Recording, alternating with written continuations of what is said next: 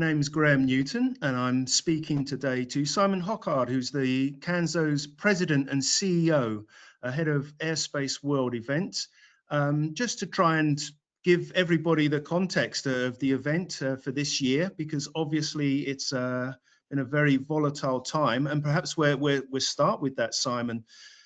How do you manage airspace in these types of situations where we have ongoing conflicts in the Middle East, Russia and Ukraine still, and various other hotspots around the world? How difficult is it to manage airspace?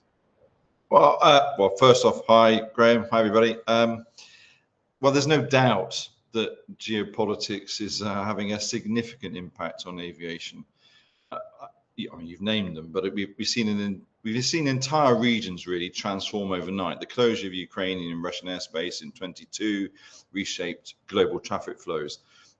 Late last year, political activity forced rapid adaptation in Latin America, and obviously the tensions and the conflicts in the Middle East this year triggered widespread rerouting and many flight cancellations.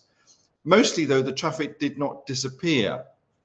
It shifted and intensified in different areas. And in these, I think there really are unprecedented times. We have witnessed extraordinary examples of individual ANSPs coping with quite significant change. With the Ukrainian airspace closure as an example, Azerbaijan, Azans handled more than 10,000 flights in just 10 days, and Hungary experienced 30% more overflights than before the tensions were in place. These weren't sort of incremental changes, they were structural and rapid shifts in how the global airspace system was used. And I suppose what through it all, ANSPs have done what they always do and have done is they adapt. Implementing real-time capacity adjustments and enhancing civil military calibration as it happens, sort of live really. And then they activate contingency plans in hours, not days or weeks leading up to an event. And none of those are small achievements. They are the result of a system that has learned, in some ways regrettably, learned how to respond under significant pressure. So how do ANSPs, though, remain agile in these difficult times? What are the key factors there? Well, there's loads of factors, I suppose, is the easiest answer, but staying agile and resilient isn't about one solution. You can't just do one thing. It's about building sort of layered adaptability across operations, technology, and also governance. Two areas, though, I think that can make the biggest difference, in my personal opinion, are digitalization and automation, that's one, and my favorite, collaboration.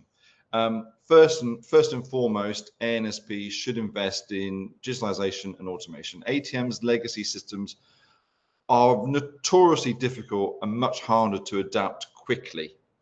Modern digital infrastructure improves responsiveness and enables faster recovery after and during disruptions.